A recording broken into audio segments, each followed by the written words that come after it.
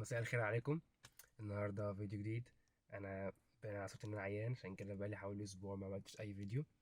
تمام. وقاعد في البيت. المهم النهارده حبيت اعمل فيديو بسيط عشان الناس كلها بعتت لي على الانستجرام، وناس بتكتب لي تحت في الكومنتس على اليوتيوب: انت ازاي جيت امريكا ويعني وبقالك قد ايه عايش هنا، وجيت ازاي، وكل التفاصيل دي.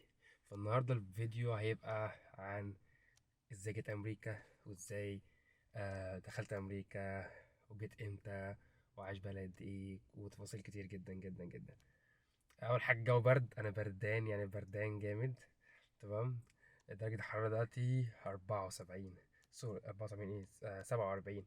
مش لابس النضارات، مش لابس العدسات. anyway. فالسؤال ده اتكرر كتير جدا جدا جدا، فانا قلت الصراحه لازم أنا اعمل ايه، فيديو اجاوب فيه على الموضوع ده، واشرح فيه كل حاجه. اول حاجه انا هنا في امريكا بقالي حوالي 3 سنين. يوم 25 يناير ان شاء الله الجاي ابقى كملت ال3 سنين. معلومه من موضوع يوم 25 يناير دوت، قصه طويله كده. يعني كل حاجه حصلت في حياتي يوم 25 يناير. يعني اول يوم جيت في امريكا 25 يناير. اوكي. بعديها بسنه، اول شغل جيت في اشتغلته وكان كويس بالنسبه لي كده، كان 25 يناير. والشغل اللي كان بعديه كان 25 يناير. فكل سنه في 25 يناير عندي بيحصل حاجه، يعني بتبقى بداية، يعني لطريق جديد، أو يعني خطوة جديدة في حياتي أو كده. سو أنا كنت عايش في مصر لحد ما كان عندي 21 سنة أو 20 سنة. يعني أنا خرجت بالظبط في آخر العشرينات. تمام. رحت أمريكا إزاي؟ أول حاجة، أنا والدي كان شغال في السفارة الأمريكية. تمام. والشخص اللي بيشتغل في السفارة الأمريكية، تمام، وبيشتغل لمدة أكتر من 20 سنة. تمام. بياخد الإيميجريشن أو الفيزا. تمام. هو وأولاده اللي تحت 21 سنة. نركز في البوينت دي، اللي تحت 21 سنة. أي حد في أولاده فوق ال21 مش هياخد الجنسية يعني. تمام. وفي ناس أصلا ما بتعرفش تسافر، هي بتبقى حظوظ. في ناس بيبقى عندها مشاكل، في ناس بتبقى اولادها كلهم في الجيش، في ناس بتبقى عليها مشاكل تحت اسمها، مالناش دعوه بالموضوع. المهم انا بشرح انا جيت ازاي. اوكي. والدي كمل لي 20 سنه في السفاره الامريكيه، وخيرنا يعني احنا لو احنا عايزين نروح او كده. وانا ساعتها كنت 20 سنه وكسر. يعني كنت قايس لي حوالي كام شهر. لا يا رب، كان جايز لي حوالي كام اسبوع تم 21. الموضوع كان صعب صعب يعني. تمام. وانا اللي هو كان في بالي، يعني لو ما جاتش عادي، انا في جامعتي والدنيا ماشيه معايا كويسه الحمد لله.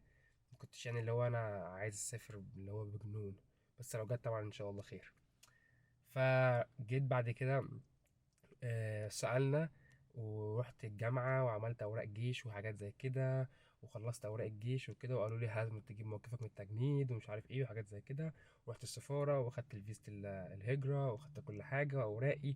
وقعدت حوالي 3 4 شهور بعد ال21. فقلت الموضوع مش هيمشي. انت فوق ال21 يا معلم، صباح الفل. ما لسه عندك جيش، مش هيخرجوك. كان كل ما اعدي في اي حتة السؤال الاولاني: ورقة جيشك فين، او ورقة تجنيدك فين؟ فالمهم، رحت خلصت اوراقي وحاجتي، وخدت الفيزا بتاعتي، وخدت حاجتي، وجيت اسافر انا واهلي ليله 24 يناير. وانت عارفين ان 24 يناير في مصر بيبقى عامله ازاي ليله ال 24 دي. تمام. فالدنيا كلها كانت مقفله. تمام. والناس بقى ايه اللي هو ايه، انت عارفين الليله دي بيبقى الناس كلها حرسه والشرطه كتير وكده يعني، just in case حاجه حصلت او كده. تمام. فانا يعني احنا رحنا المطار كان فاضي نهائي، مكانش فيه ناس كتير يعني. تمام. المهم رحنا وجيت اعدي من الجوازات. انا لسه فاكر لحد دلوقتي. الضابط بص على كل الباسبورات بتاعت اهلي. تمام. وجه عندي انا، ماشي، وراح قال لي: فين موقفك من التجنيد يا عمور؟ كده، بنفس الطريقه دي. عمري ما انساها. ما كانتش رخمه او ما كانتش بارده، بس اقصد الابتسامه والبصه والاسم بتاعي، يعني ماليش عمر، لا انت عمور، مش عارف ايه الطريقه دي. تمام. فانا كنت محضرها، يعني انا كنت مستنيها اصلا هو يسالني عليها. طلعها من جيبي، قلت له هي. راح خاتم لي، قال لي اتفضل. رحت خارج. فدي كانت لحظه يعني الصراحه كانت ما تتوصفش. تمام. ده الطريقه اللي انا سافرت بيها. رحت بقى، نزلت ترانزيت في مطار فرانكفورت في المانيا. بعد كده نزلت في كاليفورنيا، ومن كاليفورنيا عايش دلوقتي في انهايم، قريبه من لوس انجلوس. يعني لو حد الناس مش عارفه انهايم قوي، هي مدينه برضو يعني. آه، دي الطريقه اللي أنا جيت بيها امريكا، ودي الطريقه اللي انا دخلت بيها امريكا. عشان كده الناس لما بتسالني على انت اعمل ايه في الهجره او ايه الهجره، أما أنا يا جماعه والله ما سافرتش بالطريقه دي. فانا عشان كده السؤال ده عمري ما رديت عليه. والناس برضه تقعد تسالني طب انا فيزا السياحه، فيزا الدراسه انت رايح بيها؟ مش عشان انا بدرس في امريكا انا رايح فيزا دراسه. فانا ما حكيتش في الموضوع نهائي. انا عارف ده. انا عمري في حياتي ما طلعت حتى على الانستجرام ولا على اليوتيوب قلت ازاي انا سافرت او كده، تمام. بس جه الوقت اللي انا قلت ايه، لا انا عندي ناس كتير بتشوفني، وناس كتير بتقعد تكلمني وتبعت لي، لازم يعني اقول للناس دي انا اروح ازاي والقصه مشيت ازاي، تمام. فالمهم دي الطريقه اللي انا ايه رحت بيها امريكا، تمام. فكره ان انت بتفكر تسافر او كده، انا بحس ان هي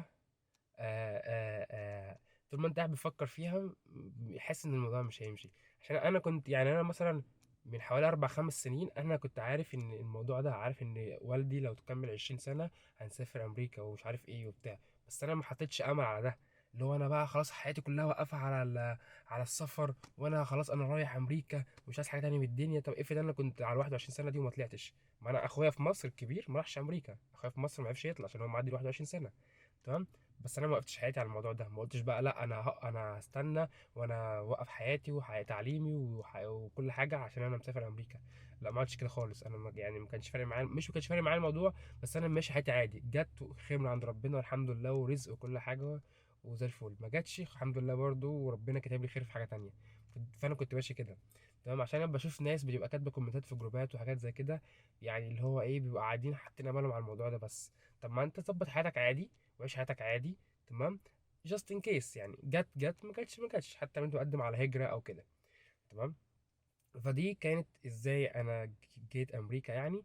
طبعا وكان حظي طبعا مش وحش او حلو، بس انا جيت في وقت الكورونا. يعني انا دخلت امريكا، تمام، بعديها اعتقد بشهرين 3 كوفيد. امريكا قفلت كلها من اولها لاخرها، ولا شغل ولا اي حاجه. انت مقتنع؟ عيله لسه جايه امريكا، لسه بتبدا من الزيرو، تمام. قاعدين في شقه ايجار ولسه جايين كوفيد، وقعدنا كلنا البيت ايه ده؟ احنا اصلا ما كناش لسه سلمنا شغل اصلا نقعد منه في البيت، والناس كلها قعدت. اللي هو يا نهار ابيض يا نهار ابيض. الموضوع كان صعب صعب صعب. بابا هو يعني والدي هو الوحيد اللي فعلا لقى شغل بالحظ كده، تمام. وانا طبعا ما لقيتش شغل لمده 5 6 شهور، كنت قاعد في البيت. انا كنت باكل في دماغي. انا عارف ان العالم كله تمام، بس انا بقى كان بالنسبه لي بقى انا جيت امريكا اعمل ايه؟ انا سبت جامعتي وسبت صحابي وسبت اهلي وسبت عشان اجي امريكا اقعد في البيت. فكان كل الناس بتقول لي يا ابني الناس كلها قاعده الناس كلها قاعده في البيت في اي دوله. بس انا بقى في بالي ان انت لسه بقى جاي بلد جديده، فقاعد في البيت ما عندكش صحاب ما عندكش ناس. انت مش مقتنع ان انت تفتح باب شقتك ما تعرفش اي حاجه، ما تعرفش الشارع ده اسمه ايه، ما تعرفش الشارع اللي وراك اسمه ايه، ما تعرفش اصلا تروح فين، ما فيش ماتشات كوره، ما فيش قهوه، في حاجات كده متغيره في دماغك. وانت قاعد في البيت حاسس ان انت قاعد في سجن 6 شهور. الموضوع اللي هو ايه ده ايه ده لا يا جماعه، لا انا عايز ارجع مصر. انا كنت لا ايه ده، الموضوع صعب. زي بعد كده الدنيا بدات تفتح شويه وبدأ الاقي شغل والدنيا بدات تمشي حالها. عشان كده دايما بقول هي ارزاق والله. يعني سبحان الله. انا بقول ان انا حتى موضوع الكوفيد جه عليا بمكسب.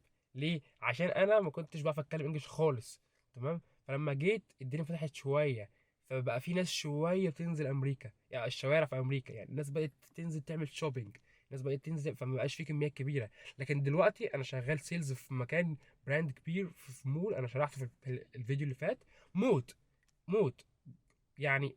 والله العظيم المكان بيفتح 9 الصبح، بيبقى الناس واقفة 9 ل 10 على الباب طوابير. أقسم بالله أقسم بالله الناس بتبقى واقفة على الباب بره قبل المكان بيفتح ب10 دقايق طوابير. وأول ما الباب بيفتح الناس كلها بتخش تشتري حاجات. اللي هو يا جماعة في إيه؟ تمام. أيام الكوفيد أنت أصلا ما كنتش بتلاقي، ممكن تبقى طول اليوم عندك زبونين 3، تمام. دلوقتي موت موت، تمام. عندهم دلوقتي كريسماس وعندهم نيو يير وعندهم اعياد قد كده جايه، تمام. كان في سانكس جيفنج، كان في فتلاقي كميه اعياد والناس موت. المولات كلها زحمه يعني. فانا بقول ايه سبحان الله، هو ده كان يعني نصيبي ان انا الاقي شغل في وقت ما كان ان مفيش ناس في البلد، يعني من الاخر كله قاعد في البيت. تمام. فابتديت اتعلم انجلش شويه شويه، الموضوع يمشي معايا شويه شويه، عشان انا في الزحمه دي كنت ممكن اتوه او ممكن الوث، انا ما اعرفش انا بعمل ايه. تمام. فده كان يعني حاجه رزق من عند ربنا، انا بقول الحمد لله والله مشيت معايا بجد حلو، الحمد لله كويس. تمام. عشان كده دايما بقول للناس يا جماعه والله العظيم يعني سيبوها على ربنا. انا كنت يعني انا كنت الهوا اي كده، يعني هي مشيت، ربنا حط لي رزق هنا، ربنا عمل لي هنا، ربنا حط لي هنا، خلاص هي الحمد لله مشيت كده. بس فانت لو انت بتشوف الفيديو دوت ومقدم على الهجرة، او انت عايز تقدم فيزا دراسة او كده، سيبها على ربنا والله. ربنا لو كاتب لك رزق صدقني هتمشي، حتى لو كل الناس واقفة ضدك، حتى لو مين، لو في اوراق واقفة معاك، ربنا هيمشي لك اوراقك وحاجتك. بس ربنا لو مش رايد صدقني مش تمشي.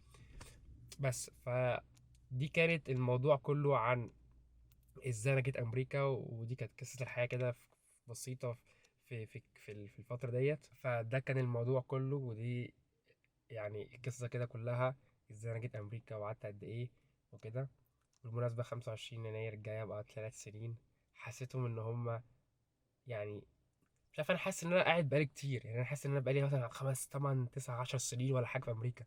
3 سنين يعني حاسس ان هم يعني قليلين، مش عارف ليه، ده اللي انا حاسه. انا حاسس ان انا بقالي كتير. في ناس تقول لك ده عدى بسرعه، انا مش عارف ماشيه معايا غلط ولا انا بشوف الدنيا غلط ولا ايه. بس انا حاسس ان انا قاعد بقالي كتير جدا في امريكا. تمام. آه آه وبالمناسبة عشان الناس بتقعد تقول لي اعمل فيديوهات على كذا ده تجيب لك فيو اكتر. عشان دي برضو من ضمن الكومنتات اللي هحطها لكم، اللي بتتكتب لي. انا والله العظيم والله العظيم مش بعمل الفيديو عشان يجيب فيو اكتر، او مش بعمل فيو اكتر. انا هحكي موقف بسيط في الفيديو دوت، افهمكم اقول لكم حاجة فيه. انا كنت بقعد اما عرفت خلاص ان انا مسافر امريكا، تمام، وان كنت بخلص اوراقي، فقعدت الفتره دي اتفرج على اليوتيوب على اي حد بيقدم اي محتوى عن امريكا. اي حاجه بيقدمها عن امريكا انا اخش اتفرج. تمام. فلقيت ناس كتير جدا بتقدم حاجات مفيده، وفي ناس كتير جدا بتقدم حاجات ملهاش اي لازمه في امريكا. تمام. فاستفدت حاجات كتير جدا، بقى عندي باك جراوند عن كل حاجه في امريكا. تمام. في ناس كتير جدا اخدت منهم معلومات عن امريكا. تمام. والله العظيم 3 كانت يعني في الجون يعني حرفيا. تمام. فانا لما جيت هنا امريكا، تمام، ما عملتش طبعا يوتيوب شانل. انا كان في دماغي آه انا كنت بستفاد بالناس بطريقه معينه. تمام. فانا عايز اقدم حاجه، تمام، من اللي انا بحبها، في نفس الوقت اقدم حاجه الناس بتحبها. هتقول لي يعني ايه؟ اقول لك يعني ايه. يعني انا في جامعتي هنا، تمام، وده فيديو هبقى اعمله انا بدرس ايه وفي جامعه ايه، واصور لكم الجامعه وكل حاجه. انا بدرس عامه حاجه تبع التصوير والاخراج والكلام ده كله. حلو. وممكن اغيرها في الفتره الجايه يعني، بس انا بقول انا بدرس الحاجه دي عشان دي حاجه انا بحبها. تمام. فانا قلت لما انا بحب التصوير وبسافر الاماكن كتير وكده، وحتى عندي على الستوري على الانستجرام، تمام، اوريكم يعني كميه ستوريز بنزلها، بسافر اماكن كتيره جدا وبنزلها على الستوريز برضو في الانستجرام وكده. تمام. فقلت انا ليه ما اقدمش المحتويين او كل المحتويات دي مع بعضيها، بحيث ان لو حد مهتم باي حاجه عن امريكا او هو بيحب السفر او اي حاجه يلاقيها عندي على القناه. بمعنى ايه؟ انا بقدم محتوى عن السفر في امريكا. فانت واحد جاي امريكا او انت عايز تسافر امريكا، بتشوف كل الاماكن في امريكا، كل الاماكن الخروجات مثلا بتشوفها في امريكا، بيتراح ازاي، ايه اللي فيها او كده. تمام. دي حاجه. الحاجه التانية مثلا لو انت عايز تعرف وول مارت دوت فيه ايه، الصيدليات فيها ايه، اتش ان ام مثلا فيه ايه، اي براند بتاع لبس، ابل، اسعار الموبايلات، اسعار الكمبيوتر، اسعار العربيات، كل ده انا عملته وبنزله على اليوتيوب. فبقى انت يبقى عندك ايه اللي هو الرفاهيه والحاجات المهمه. تمام. وفيديوهات زي اللي انا بعملها مثلا زي ديت، اللي انا بشرح فيها جيت ازاي، انا المرتبات ايه في امريكا، العيشه عامله ازاي، الايجارات عامله ازاي، مش عارف ايه. يبقى انت عندك ايه، فاهم، باك جراوند عن كل حاجه ولامم كل حاجه عن امريكا، بحيث ان انت لما تيجي تسافر تقول انا استفدت، انا استفدت حاجه، يعني انا فعلا استفدت حاجه. ف ف فده كان حابب يعني دي كانت نقطه حابب اوضحها. تمام. ده الهدف من اللي انا عامل القناه ديت، وان انا حابب اسافر اماكن كتير جدا في امريكا وبره امريكا. زي ما انا سافرت تركيا ونزلت الفيديو بتاع تركيا على اليوتيوب. فانا حابب اسافر في اماكن كتيره، وحابب اشرح كل حاجه. اي تجربه بمر بيها هنزلها في فيديو، اي حاجه حصلت لي في امريكا، اي حاجه عملتها في امريكا يعني هنزلها في فيديو، حتى لو هتجيب 400 500 فيو.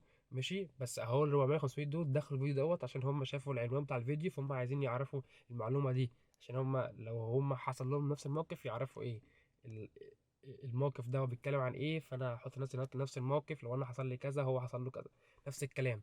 فهي دي الفكره، ان انا اي حاجه هتحصل لي او اي موقف، ازاي جيت امريكا بقى، انا هدرس ايه، دي هعمل لها فيديو. تمام. نزلت فيديو عن المرتبات في امريكا.